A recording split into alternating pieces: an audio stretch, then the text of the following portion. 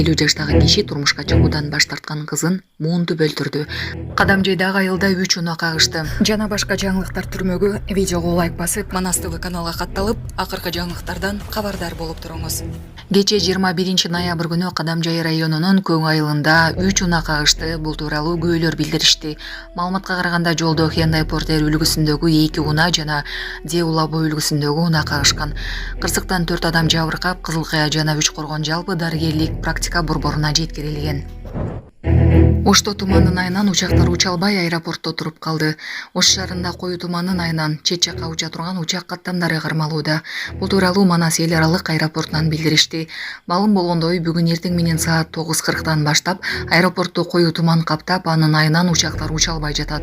Кармалып жаткан каттамдар Ош Стамбул, Ош Екатеринбург, Ош Домодедово, Ош Шереметьево, Ош Жуковский, Ош Внуково, Ош Эль Кувейт, Ош Бишкек бардык каттамдар кармалууда. Осман Airlines компаниясынан Бишкек Ош аба каттамы кармалып жаткандыгына байланыштуу таласка уча турган каттамдар да кармалууда.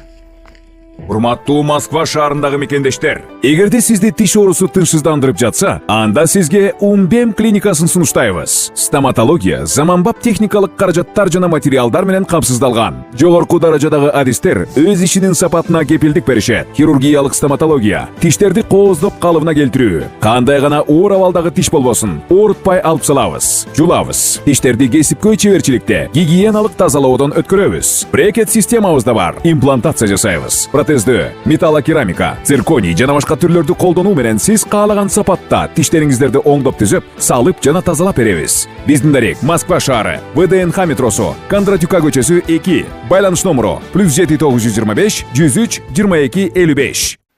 Токмокто аялын жана майыптыгы бар уулун сабап келген чектүү кармалды. Токмок шаарында аялын жана 1 топтогу майып баласын сабап жүргөн жаран кармалды. Бул тууралуу 21 ноябрда Чүй облустук милициясынан билдирди. Маалыматка ылайык 28 октябрда милицияга 52 жаштагы жаран кайрылган. Ал өзүн жана 21 жаштагы майыптыгы бар уулун жолдошу айыбысыз сабап келерин айтып, мыйзам чегинде чара көрүүнү суранган. Бул факт уруп сабоо менен кылмыш иши козголгон. Шектүү делген 55 жаштагы жаран 12 ноябрда кармалып, жашаган далегине тинтүү жүргүзүлгөн. Жыйынтыгында кылмышка тиешелүү далил буюмдар табылган. Облустук милиция шектүү Бишкек шаарынын номер 1 убактылуу кармоочу жайына киргизилгенин, учурда тиешелүү экспертизалар дайындалып, тергөө иштери уланып жатканын кошумчалады. Өзбекстандык жаран күйөөгө тийбейм деген кызын муунтуп өлтүрүп салды. Коңшу Өзбекстанда 50 жаштагы киши турмушка чыгуудан баш тарткан кызын муунтуп өлтүрдү. Бул тууралуу Өзбекстандын жергиликтүү басылмалар жазышты.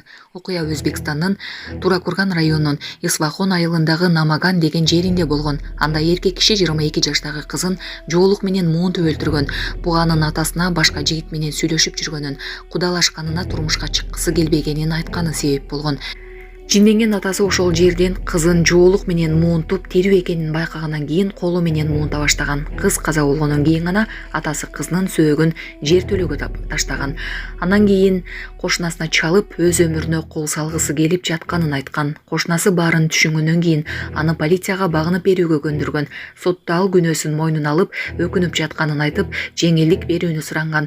Маркумдун апасы күйөөсүн балдары үчүн кечирип жатканын айтып, бирок ал сөзсүз жазасын алышы керектигин билдирген. Сот аны Өзбекстандын атайлап киши өлтүрүү негизинде күнөөлүү деп таап, 10 жылга эркинен ажыраткан. Бензинге окшош суюктук чачып, Бишкекте гараждарды демонтаждоо учурунда ызы-чуу чыкты. Бүгүн 22 ноябрда Бишкек шаарындагы гараждар кооперативинин биринде медианын өкүлдөрү менен ишкерлер ортосунда пикир келишпестик орун алды. Бул туурасында медианын басма сөз кызматы билдирди. Маалымдалгандай, Псковская көчөсүнүн номер 71 дарегинде руксат берилбеген объекттерди демонтаждоо иштерин башталган. Руксат берилбеген объекттердин ээлери Бишкек шаарынын мэриясынын жерди пайдаланууну контролдоо башкармалыгынын кызматкерлеринин ишине тоскоолдук жараткан окуя катталды.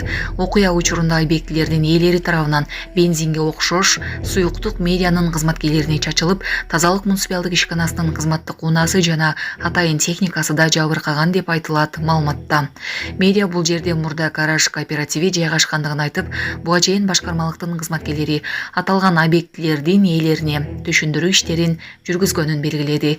Учурда окуя болгон жерде укук коргоо органдары иштеп жатат.